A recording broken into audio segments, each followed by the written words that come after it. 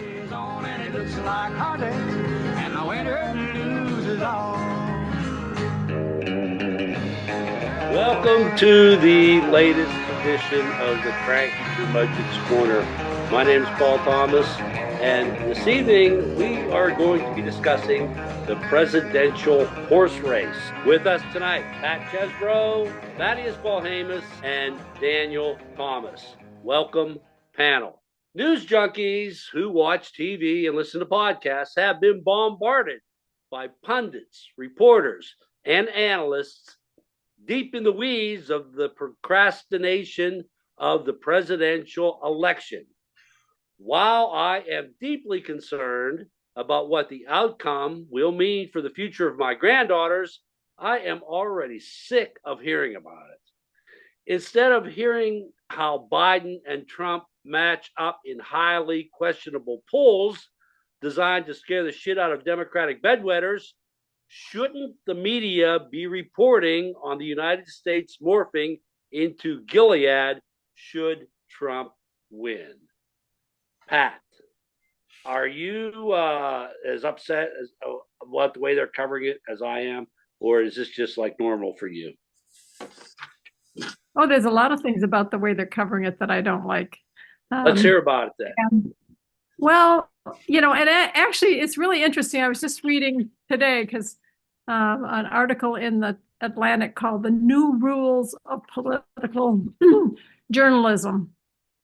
And one of the things that it said is they are hoping we're not sinking into the banality of crazy, where he's crazy. Trump is crazy all the time. So people don't make a big deal about it. And they use as an example of this a radio show where Donald Trump suggested that Joe Biden was high on cocaine when he delivered his energetic State of the Union address. And he said it was a startling moment, yet several major national media outlets did not even cover the story. So that's the problem. I mean, I think we can make lots of reports about how we're already sinking into Gilead, but they need to report this kind of thing that he says. They need to report it. And this is just another piece, but I was laughing to myself the other day when they were talking about the fact that he was dozing off during his trial. If that was Biden, they'd be saying elderly man falls asleep during. Why didn't they say that about him? Elderly man falls asleep during his trial. So I think they're making a case in this Atlantic argument that we have to report on these things that he actually does and keep it in people's minds, the craziness of what he does all the time, instead of just saying, it's just Trump. Well, the report that the guy that was investigating Biden for the documents that he had, he came out and he said that he was just an old man forgetting, and he actually forgot it when his son died. And then they went back and looked at the deposition, and Biden knew exactly when it was, and he stated so. So the guy lied in the report that he gave. And that story stuck around for a long time. Okay, Dan, what's your take on the way the media has been covering this? Are they not fearful enough about how our country is heading into fascism? They're a little too fearful of the wrong thing. I think that the one lesson that the media learned from 2016 was that you do actually have to take Donald Trump seriously. And that was a mistake I made. I didn't think there was any possibility that we were going to elect a con man versus somebody qualified to do the job, but we did, and we're here now. I think that there is concern in the mainstream media and the leftist media, which I guess is like MSNBC and the podcasters, about platforming him and giving him too much oxygen. Like, Hillary Clinton outspent Donald Trump by a lot, but Trump was such an entertaining buffoon that he got the equivalent of billions of dollars in free advertising and media just Yeah, by the coverage. he called him Morning Joe every morning, and they had Yeah. him on for like 40 minutes every morning. Yeah. The Clinton campaign would have had to pay for that. And if you add up that in-kind donation that he was getting, I think he actually spent a lot more than she did if you take the value of the free coverage that he was getting constantly. So I think that they're being a little too cautious and holding back for fear of platforming him. But what he's a lot more crazy now and saying much more outrageous, unhinged shit than he ever was in 2016, probably because he's quite a bit older now and he's losing his grip on reality. Very, very obviously. All you have to do is listen to 5 minutes of him talk. You know he's going nuts. Well, Like it's To Pat's point, she's saying that we're not covering that nutso bullshit enough, and we should be covering right. it more so people see it. We're Do you agree not. with We're that? not. We're not covering it nearly enough because the media is afraid that they're platforming him again, so they're backing off from it. And I think that is a terrible mistake. I think that America is looking at the Trump presidency with this kind of wispy nostalgia because they forgot just how crazy and chaotic it was. And so people will think, oh, well, I guess I did okay under him. But no, you didn't. Because every time you got a CNN alert on your phone, you had a mild heart attack. The anxiety was outrageous. I don't want to live like that again. So, yeah, every single fucked up nut job thing that man says should be making front page news. But it's just Trump. You have to ignore how he says it and just look at the policy. No, that's not safe. That's not okay. And we do need to look at what he says because every single thing he tried to say, with the exception of releasing his taxes and a special prosecutor to go after Hillary Clinton, everything else he tried to do. He might have failed at it. The institutions held. He hired semi-competent people the first time. They will be utter loyalists the second time around who will not stop him from doing nothing. So, yeah, we do need to cover this, and it does need to be out there for the world to see. Thaddeus, two excellent points made by our first panelist. What do you have to say? Well, one is a point that keeps coming up throughout all of the questions I've been looking at about this. And the thing that seems to be shared by all the media, and that is left wing, right wing, your mother's podcast. They seem to be tiptoeing around Trump. Everybody in the industry seems to be scared to death that Trump is going to throw another tantrum at them, and he is somehow going to hurt them. He's going to damage them, even though, he can't primary a reporter, but, they seem to be constantly afraid. And, that's kind of suffused everything that they've been doing. And all the while, there are some really big elephants in the room that haven't been touched. And one of them came to me as I was looking at this question, and I hear nothing about the jumbo possibility. And we hate to say this.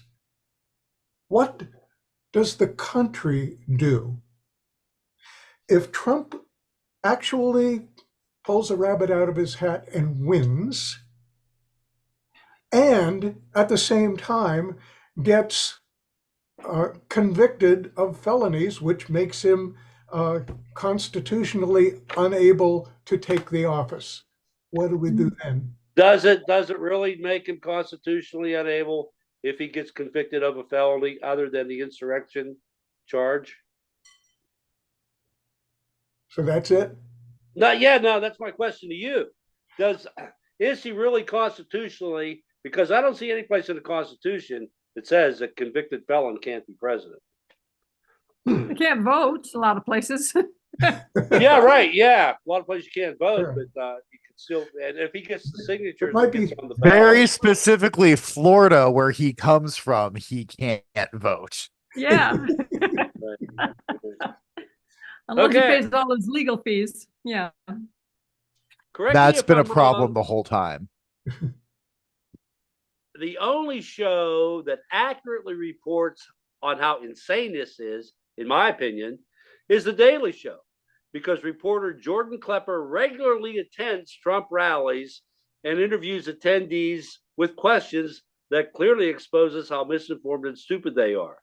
He treats them respectfully, but he asks the right questions. He was just outside the courtroom the other day where this guy had a Trump scarf that he knitted, and he said he can't get a fair trial in New York. 90% of people in Manhattan voted Democrat.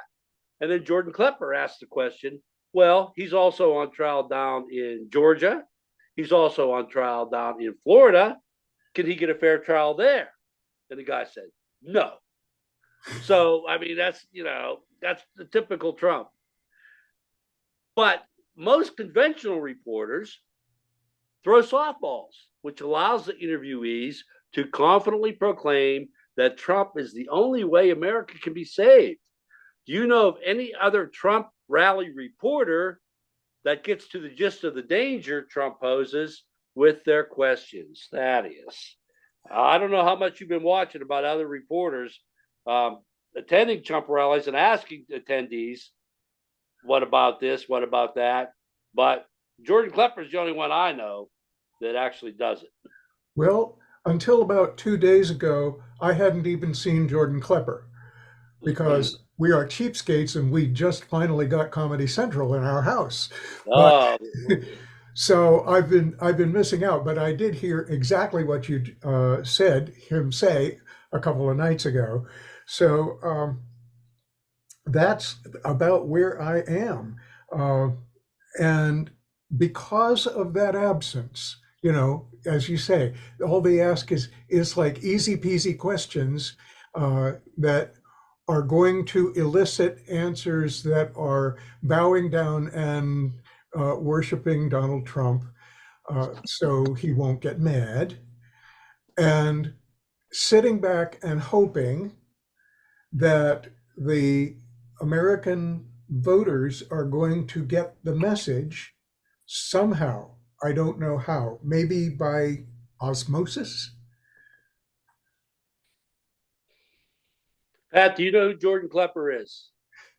Yes, and I watched. I too. I have seen him before, but I watched a couple of things in preparation, and he does ask good questions, and it remains baffling to me that people will say we shouldn't have Trump. We shouldn't have Trump.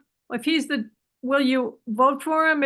Yes, it's like, what's the next question? Why? Why? So you're talking about the Nikki Haley crowd who said we shouldn't have Trump, but they're going to go vote for him anyway because Nikki Haley's no longer in the race. Yeah, Is that who you're talking about? that's probably it. But I mean, a lot of the people that he talked to at the Nikki Haley thing did say they didn't like him.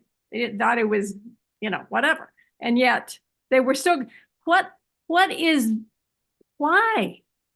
I don't get why. I don't get why. And I'm not going to get it. And I think we should always ask those questions. But if they keep saying I'm going to vote for him no matter what, is it because he's a Republican? I think and that's they can't vote for anybody else? I think sometimes people who are Republican thinks they're not allowed to vote for anybody else. Yeah, the hate for the Democrats is very much ingrained, so they have to vote for Republican no matter who he is. Yeah, have to, because it's no matter what. So, all right, Dan, you follow a lot of podcasts, I know. but I don't think these podcasters generally attend Trump rallies or interview Trump supporters. So, do you know of anybody beyond Jordan Klepper that you could respectfully say does the right thing at these Trump rallies? Well, I think the premise of your question is flawed. Jordan Klepper is Jordan Klepper is taking a risk, but he's going to these people and asking them questions that are at heart designed to make them feel stupid and shame them. And that just causes them to double down. And I do not disagree that every one of the every single cut that actually makes it onto the Daily Show, which is a comedy news program on Comedy Central, is designed to be funny. I don't think he interviewed only the 5 people that we saw. I think he was there all day. And the other reactions were violent, angry, or maybe he got a well thought out, nuanced response. That's not going to make that cut of the show because that's not what the purpose of the show is. So I don't think he's necessarily got his finger on the pulse. I think these people do understand that he is insulting them. And if they didn't at the time, they definitely do when they see themselves on TV. Now, that said, Donald Trump put the American media in a really unique position where when you saw Anderson Cooper go over into a war zone, he, as a journalist, had some kind of protection. He was supposed to be an observer, and both sides knew, like, hey, there are these journalists over here. They are not supposed to be targeted. They are not supposed to be taken hostage. But then Trump spent the last, how long has it been now? 12 years declaring the media to be an enemy unless you're a friendly outlet to him. So unless you're an OAN reporter or a Fox News reporter, you are putting yourself on the line in a way that you aren't even when you're going into an active combat zone, because the person that you're there to cover has told all these people that you're the enemy. So I don't think they are going, and I don't think they are getting a lot of good information, and I don't think they are getting a lot of good interviews because they're afraid that they are going to be attacked. And the ones who try get your CNN. I'm not talking to you. Your MSNBC, you are openly hostile to this man. We are not going to do anything to support you. So I think Klepper is getting more information than the actual news outlets, but I don't think what he's getting is good or representative. I'm going to push back on the idea that they know what he's about initially. Now, when they see themselves on the Daily Show, they probably might regret it. But the way they present themselves, it seems like they're very serious about what they're trying to tell Jordan Klepper. And they all have to sign releases before they can even be on camera. So we'll just disagree about that one. Okay, when James Carville issued his now famous declaration, "It's the economy, stupid," the media took that to be the most significant issue for all voters when deciding presidential elections. The portrayal of what is a good or bad economy is all over the board. When Obama took over in 2009, in the middle of the greatest recession since the Great Depression of the 1930s, after 8 years of a Republican administration, those 8 straight years of steady economic growth under Obama was regularly reported as not fast enough. After 4 years of a Trump administration, where the economic downturn actually broke the record of W's disastrous recession, the numbers produced under Biden's presidency were also reported to be lousy by the horse race procrastinators when they talk to real Americans at their local breakfast diners. Is there any analysis of the economy by the voters of America that isn't viewed through their individual ideological lens. Dan, you come in contact with a lot of people who are hurting economically, financially. Otherwise, they wouldn't be needing to see you. So, does their understanding of the economy reach the level where they have any ideological beliefs as to who may be to blame, or how things play out as far as what policies might make things better in their lives, or is that just something they're not aware of? This is a complicated question, and the simple answer is when I get someone who has a actual policy disagreement, somehow they always manage to blame immigrants. I don't know why. That's interesting. It's Schrodinger's immigrant. He is both taking all of your welfare benefits and he is taking your job at the same time. Don't understand how he's capable of doing it. This is one highly industrious hypothetical immigrant.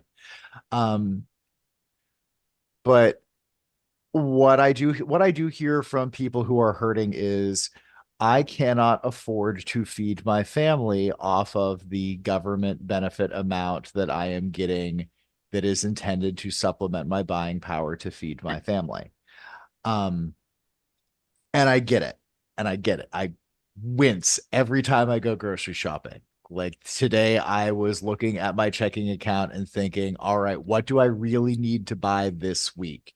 Do I have enough food for dinners? Do I have enough stuff to make lunches? What do I really need to buy? Because I don't have a lot. And that's normal because food is really expensive right now.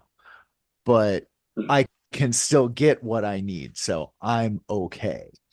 There are other people who are not. So I understand that level of anxiety. But when it comes down to what policies are actually helping or hurting, no, I don't think the average person really gets that, because when you enact a policy, if it's going to hurt, it hurts right away. Like you see the jobs dry up, you see the factories close, like you notice when the policy hurts immediately. When the policy helps, it takes years for that to really trickle through. You don't feel the impact of it. Like the or the Infrastructure Act, not the Inflation Reduction. The Infrastructure Act gave all this money to the states to build roads and bridges and things like that. So the money went to the states. Some of those projects have been started. Some of those workers have been hired. Not all of them. Things are going to take time. It takes planning. It takes time to do these things, so you don't see it happen. And that becomes a problem. Like everybody's going to groundbreakings for stuff that's being paid for by money from bills that were signed a couple years ago. So it's not an immediate trick. It's not like when Trump created the soybean tariffs and suddenly he has to bail out all the farmers because he's put them all out of business. Like that took a matter of weeks.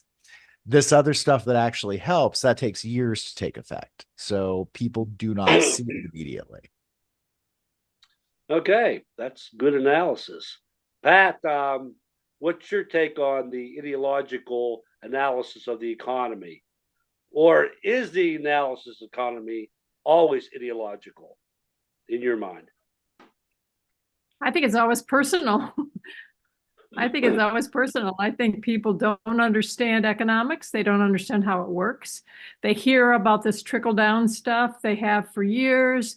They hear that it's somebody's fault that your gas prices are high, and they have no idea how it all works. And so it's what this price they see when they go to the grocery store or whatever. And it's easy to blame it on the president, it's all Biden's fault that the prices are high, versus the fact that the companies are making record profits and paying their CEOs $20 million. So I think it's personal. I just don't think I think there's some of us that are ideological, but it's hard.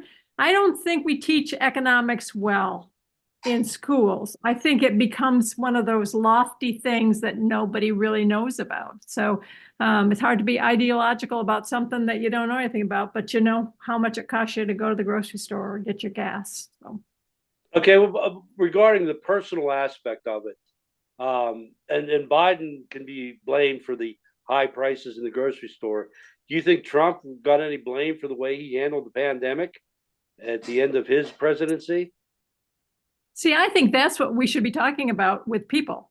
You know, they talk about how, you know, we wouldn't have had a pandemic like we had if Trump had done his job, essentially. Because if he was like, oh, it's going to go away, just use bleach, whatever he said. He's one of the reasons we had such a problem with the pandemic, because he didn't address it when he knew that it was a problem. He was so I think concerned. He was so concerned about the political fallout of the pandemic that all his activity was geared towards the politics and not towards fixing the problem. Yeah, making himself look good always.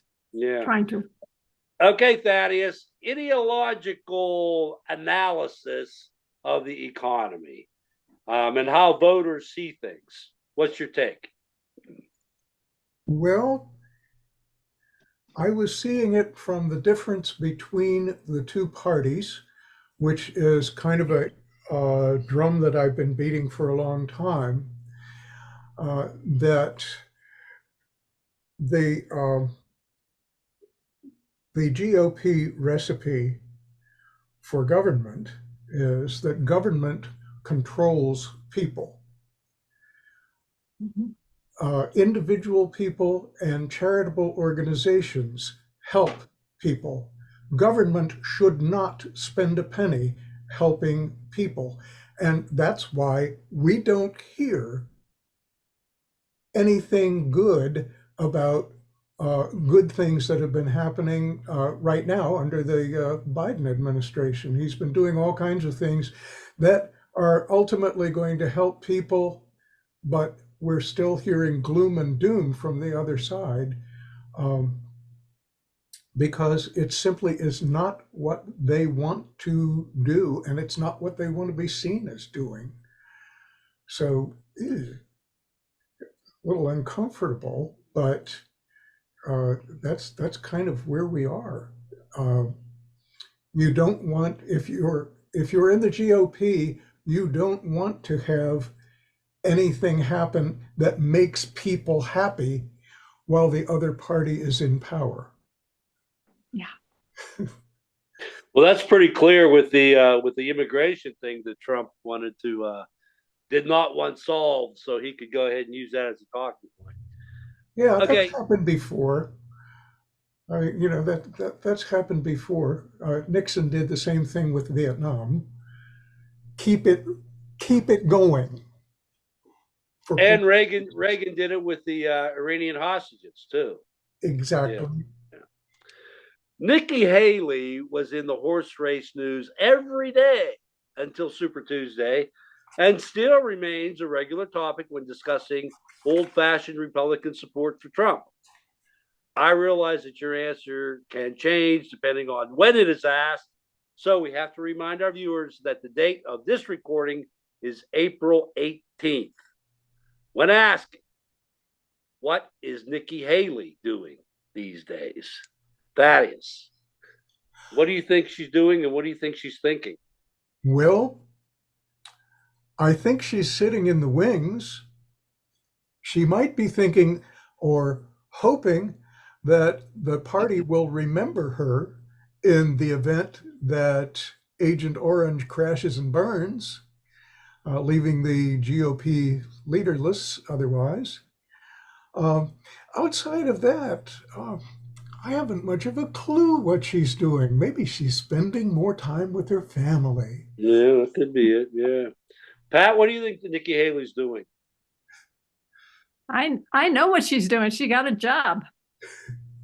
What's her job? She got a job with the Hudson governmental whatever agency, like a think tank, and she joins Mike Pompeo and Elaine Chao in that job. So she got a job.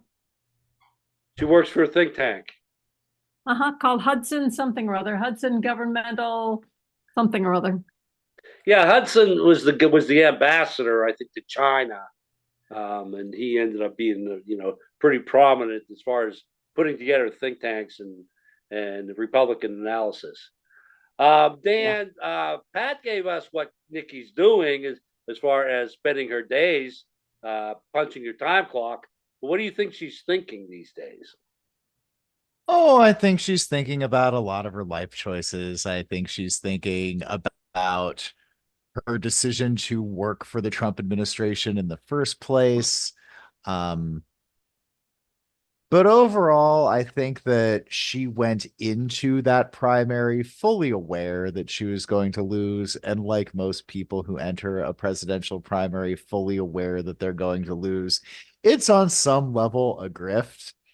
Uh, so I think that I do not think she truly believed that she had a chance. I think DeSantis believed that he had a chance, and he saw the writing on the wall sooner. I think she stuck it out because that would make her more palatable to what's left of the old traditional Republicans, because DeSantis just wants to be Trump Jr. So and that job is taken by actual Trump Jr. So I think Nikki thought her way calculatedly through, this is how I carve a future for myself because I don't want to be associated with these people. These people are awful and crazy and not my party anymore. So she stuck. I think she stuck it out, and I think she used that to find herself a six-figure salary somewhere. There's definitely going to be a book. There's Rob. She's not a white man, so there might not be a podcast, but I would not put a podcast past her at this point. Like she's definitely calculating ways that she could capitalize on this, and I really think that's why she stayed in the first place. Like it was clear from day one they were all going to lose when he didn't immediately go to prison. Make hay while you can. I guess that was her MO. What's the bigger story? Biden's accomplishments or Biden's age? Dan, what do you think they're focusing on? What he did or how old he is? The focus has been on how old he is until the State of the Union. At the State of the Union, when he came out really energetic and enthusiastic and fired up and doing stuff, then it kind of switched over to his accomplishments. And then the Trump trials all kicked into high gear and kind of dominated the news cycle more. But we've been fed this whole Sleepy Joe narrative for the last 4 years.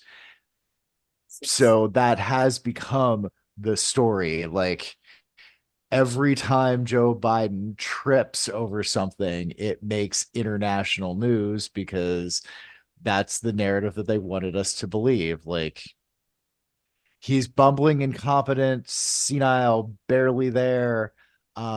Much worse than Ronald Reagan ever was. Or he's coked out of his mind and just doing things willy-nilly. Like he I disagree with Joe Biden on a lot of things right now, but he's not what the media has been feeding us for the last couple years. He's a very smart, very boring man who, for I'll say since October, has been making a series of unforced errors that may cost him the election, but he's not the senile old guy that everybody's been talking about. Trump, I think, is visibly in cognitive decline, and that's not getting talked about. So the senile old man narrative kind of dissipated after the State of the Union, you believe? Mm-hmm. Okay. Yes, he all he had to do was get out there and show that he wasn't this guy, but he was too busy doing the actual work of this very high demanding, time consuming job that his predecessor seemed uninterested in doing. Okay, Thaddeus, is that what you see? I'm seeing the same thing. That you know, it's the tide seemed to start to turn with his State of the Union address. He just came out with guns blazing and said what the media, I think, could have spent more time saying for the last couple of years, and that is touting the things that he's accomplished. That's what I would hope that an election is about. What did this president do as opposed to what this president did or didn't do? And so he's, it was really a campaign speech in a way, because, this is what I've done, this is what I intend to do, is a campaign speech, and he's off and running. But the other thing about that is, we hear about old Joe. We don't hear very much about old Trump, because, if you talk about old Trump, he'll have a hissy fit and get you fired or something. But I think that it's a false equivalency there, just as much as the false equivalency of saying there were good people on both sides in Charlottesville. Pat, I'm kind of thinking that what Thaddeus is saying is something that is on the decline here, especially whenever he goes to court every day, and he's going to be going to court every day for the next month, and he's going to fall asleep every day too. He fell asleep both times so far, and what Dan said about the State of the Union, revitalizing Biden's image as somebody that can do something, and Trump falling asleep in court every day. I'm thinking that may turn the tables on the narrative about who's the one that's a sleepyhead. What do you think? I'm hoping so, because he's 77 and Biden's 81. There's not that many years, and if you look at the two of them, actually the physicality of the president is much different than the physicality of Mr. Trump. And but they need to point it out I think they, just like they pointed it out in Biden terms, they need to point it out in Trump terms. They just were incessant in this, oh, he's too old, he can't make a decision and all that kind of stuff. They need to point out that he's falling asleep every day. This is a felony trial that he's under. I mean, this is important. I guess he can't believe he'll lose. I don't know. I mean, it's boring to, I don't know. Well, he's up all night. That the turn of the tide for Biden continues, though. That's what worries me.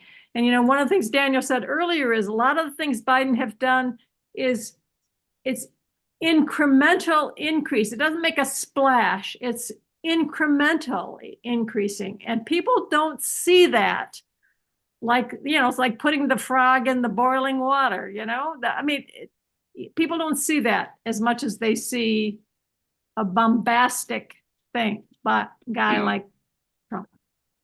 So the excitement that the bombastic image is more appealing to a lot of people than the old man, the boring old man who happens to be a pretty good administrator that gets things done. Okay. Yeah. What is the bigger media story? Election interference to Trump in 2024, which he's claiming every day he's in court, or the election interference by Trump in 2020? Now, I realize, Pat, it's been 4 years since the 2020 election interference occurred. It seemed to be a pretty profound event, though, in the terms of American history. So what is the bigger story right now? In your mind, not in your mind, but in the mind of the electorate? Well, I think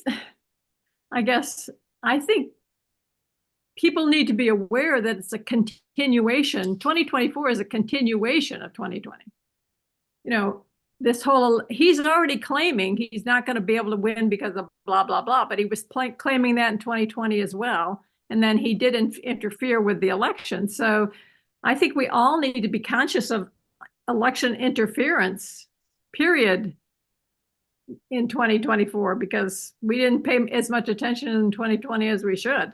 So I think I don't know. So if he loses in 2024, you don't think he's going to concede? Of course not. Okay. Of course he won't. He still hasn't conceded for 2020. Right. Okay, Dan, what do you think's the bigger story of the two? 2020 interference in the election, which happened on the grounds of the Capitol building, or the 2024 election interference, which puts Trump in the courtrooms, and which is his claim is election interference? Well, I'm gonna say I'm not super happy with how long it took Merrick Garland to do literally anything about the obvious criminality in plain sight of Donald Trump. This should have been done over a year ago. And now by delaying, he created a situation where Trump could claim election interference. While his Supreme Court seat was stolen by Mitch McConnell, kind of now think he might have been a disaster on the court. But yeah, that's me a too. different topic. Yeah. Different topic. Trump is creating his own electoral interference. All he's doing by every single motion, like, he does not want a single one of these to get in front of a jury. Like, as soon as they hit a jury, he's done. And I think he knows that. So his entire legal apparatus is delay. In 2000, what he's on, the election interference he's on trial for now, it's a lot more insidious. He knew what would happen if that information was revealed at that time, and he took the actions as president to cover up his campaign, things that were done on his behalf during his campaign that he definitely gave the order to do. He was well aware of what he was doing. I'm not a juror, but I've already decided that he is guilty, just by the evidence that's been put in front of my face over the last 4 years. But yeah, I think what he did in 2016 is the more blatant. It's the actual criminal part. What he's doing now is trying to run out the clock, and the Supreme Court's given him cover, and Eileen Cannon, whether through everyone was new at their job at one point, whether she is in the bag for him or this is just incompetence, who's to say? I'll say I think she's in the bag for him, but I also think she doesn't know what she's doing and she's in over her head. But I'd like to make a comment about Eileen Cannon being in the bag for him because of the snarky rebuttals to Jack Smith. Pretty much tells me she's in the bag for him, but that's just my take on it. Are you done here with this analysis of the? Okay, Thaddeus, what's your take on the media coverage of the election interference that Trump did in 2020, or I should say January 6th, 2021, and what he terms as his court appearances doing election interference in this election? Well, because it's present, it might be perceived by some people as a bigger story that what's going on right now, as what Trump wants to have people think is election interference. But one thing is that the election interference that went on January 6th actually was interference with a fair election. And what is going on now with the trials is simply interfering with his ability to run a campaign. Not the same. You know, they're not equivalent. That's not to say that he and his minions don't have big plans for November and immediately after this year. The people who said that the union held on January 6th, but it wasn't a total victory, and anything but a total victory can be construed as a dress rehearsal for the next run. So I'm very much afraid that he might try some pretty, even for him, surprising things following, especially if he loses decisively on Election Day in November. That's all our fear.